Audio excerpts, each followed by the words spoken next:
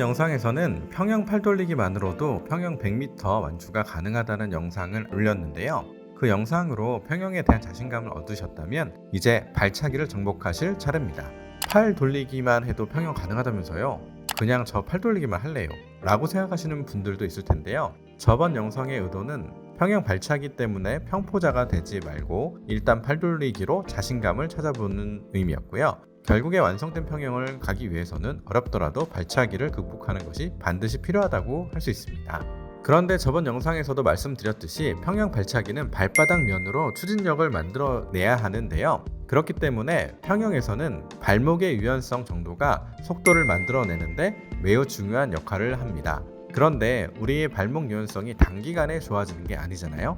그래서 많은 분들이 그 지루함을 참지 못하고 평형을 포기하게 되는 것 아닌가 싶습니다. 또한 평형 발차기가 안 되시는 분들의 공통적인 특징이 발차기가 나가는 느낌 자체를 모른다는 것인데요. 나아가는 느낌이 모르다 보니 모르겠다 세게 쳐보자 이렇게 되고 세게 차다 보니 힘만 들고 오히려 무릎 부상을 당하게 되는 악순환이 생기더라고요. 그래서 초보분들이라면 더욱더 세게 차기보다는 정확한 자세와 원리를 알고 다치지 않게 평형 발차기를 연습하시는 것이 중요하다고 할 수 있습니다. 그래서 오늘은 여러분들이 평형 발차기를 처음 배울 때 발차기의 감을 익힐 수 있는 지상훈련부터 시작해서 중급자분들에게 매우 유용한 수중훈련까지 난이도별로 소개해드리고자 합니다. 오늘 소개한 지상훈련과 수중훈련을 반복해서 연습할수록 장기적으로는 여러분들의 발목 유연성도 높아지고 발바닥으로 물을 밀어내는 리듬감을 익히실 수 있을 거라 생각합니다. 평형 발차기는 그 특성상 빨리 늘지 않는 것이 너무나도 당연한 사실인데요. 왜 나만 이렇게 안 늘지? 라고 생각하지 마시고 천천히 부상 없이 내 실력을 늘려가야겠다고 생각해 주시면 좋을 것 같아요.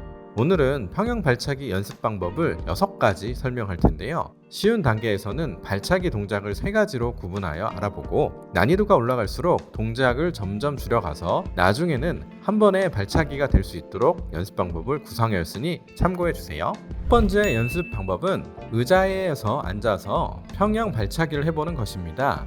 이 연습은 3가지 구분 동작으로 이루어지는데요. 시작은 다리를 쭉 편 상태에서 준비합니다. 첫 번째 동작은 무릎을 천천히 구부려 주시는 건데요. 이때 발가락에 힘이 들어가지 않는 상태로 발목을 W자 모양으로 꺾어 주셔야 합니다. 둘에서는 다리를 천천히 펴주셔야 하는데요. 이때 다리를 세게 펴는 경우 무릎 관절에 상당한 충격이 올 수 있으니 반드시 천천히 해주시는 것을 추천드립니다.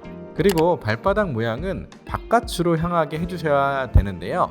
그래야지 발바닥으로 많은 물을 밀어낼 수 있기 때문입니다. 마지막 셋에서는 무릎을 편 채로 발바닥끼리 물을 모아주는데요. 이때 발목 유연성이 엄청 좋지 않는 이상 발바닥끼리 마주치도록 모으는 것은 쉽지 않다고 할 수 있습니다. 그렇다고 하더라도 우리는 발바닥으로 박수치는 느낌으로 물을 모으려고 노력해 주셔야지 물의 묵직함을 느끼는데 유리하다고 할 수 있습니다.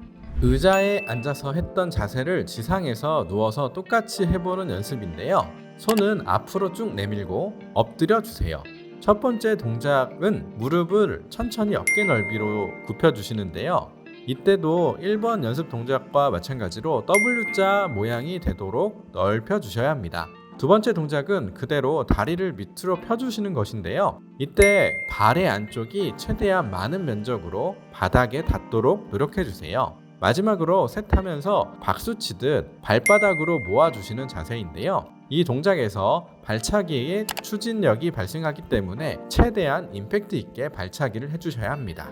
지금부터는 물속에서 하는 연습을 소개해 드릴 텐데요. 수영장에서 오래 연습하는 경우에는 피부와 머릿결이 상할 수 있으니 수영장 연습한 후 이후에는 항상 락스와 염소 성분이 제거되는 클린저와 샴푸를 사용하시기를 추천드려요. 한번 망가진 피부는 되돌리는데 엄청난 에너지가 소모되니 미리미리 예방하시는 것을 추천드립니다.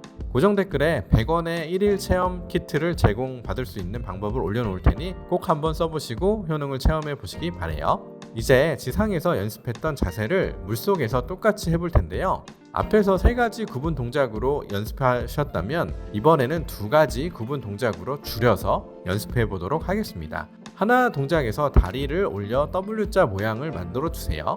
앞서 연습했던 자세가 물속에서도 자연스럽게 나와 주셔야 해요. 둘 동작에서는 발을 뻗고 모아주시는 것까지 같이 해주시면 되는데요.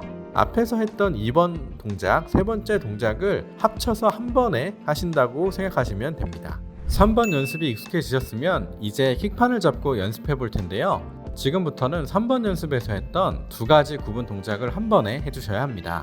한 번에 하다 보면 많은 분들이 힘주는 타이밍에 대해서 실수를 하시곤 하는데요. 다시 한번 강조드리지만 다리를 올릴 때는 힘을 주지 않고 천천히 해주셔야 하고 찰 때 임팩트 있게 팍 물을 뒤로 차주셔야 합니다. 평영에서도 결국에 추진력이 발생하는 순간은 발을 모아주는 순간이기 때문입니다.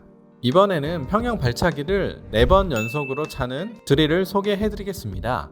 평영은 호흡할 때 많은 저항이 발생하고 유선형이 깨질 수 있다는 건데요. 그래서 이 연습은 호흡과 발차기를 일부 분리하여 발차기에 집중하는 연습 방법입니다. 발차기를 부드럽게 4번 연속으로 해주시고 숨을 크게 들이마시고 다시 얼굴을 물속으로 넣은 다음 유선형 자세로 발차기를 4번 해주시는 것입니다. 발차기를 연속으로 해보면은 내가 어떤 속도로 발차기를 해야 가장 빠르게 앞으로 나아갈 수 있는지 점검해 보세요. 꾸준히 연습하다 보면 어떤 타이밍이 나에게 맞는지 찾을 수 있을 거예요. 이제 가장 난이도가 높은 마지막 연습 방법인데요. 차렷 자세에서 발차기를 연습하는 드릴입니다. 이 연습 방법이 어려운 이유는 차렷 자세에서 하체가 더 가라앉기 쉬워서 유선형을 잡는 게 더욱 어렵기 때문입니다. 만약 자꾸 하체가 가라앉으려고 한다면 앞서 배웠던 코어를 이용해서 최대한 유선형을 유지하도록 노력해주세요. 이 드릴의 핵심은 차렷 자세의 손과 발바닥이 거의 닿을 정도로 무릎을 구부리면서 발차기를 해주는 건데요. 손과 발바닥이 터치할 수 있는 정도의 자세가 저항이 가장 최소화될 수 있기 때문입니다. 만약 허벅지를 너무 당기려고 하다 보면 등도 구부러지고 손바닥에 발에 닿기 어려울 텐데요. 이 자세는 허벅지에 많은 저항이 발생하는 자세이기 때문에 바람직하지 않습니다. 오늘은 평영 발차기 초보자분들을 위한 지상훈련 방법 2가지와 중급자분들에게 도움이 되는 수중 훈련 방법을 4가지 난이도로 소개해드렸는데요. 물속에서 발차기가 잘 나아지지 않는다는 느낌이 드시는 분은 처음에 소개해드렸던 지상훈련 위주로 꾸준히 연습해 주시면서 발바닥으로 물을 밀어내는 느낌과 발목 유연성을 기르는 게 도움이 되실 거예요. 다시 한번 강조드리지만 평영 발차기는 절대 단기간에 마스터할 수 있는 동작이 아니에요. 스트레스 받지 않고 다치지 않는 선에서 천천히 실력을 향상시킬 수 있는 연습 방법을 택하시기를 추천드립니다. 그럼 계속해서 강영법의 추가 꿀팁을 준비해서 다시 오겠습니다. 올해는 멋진 수영인으로 저 애프터 스님과 함께 거듭나도록 하시자고요. 그럼 행복한 수영하세요. 시청해주셔서 감사합니다.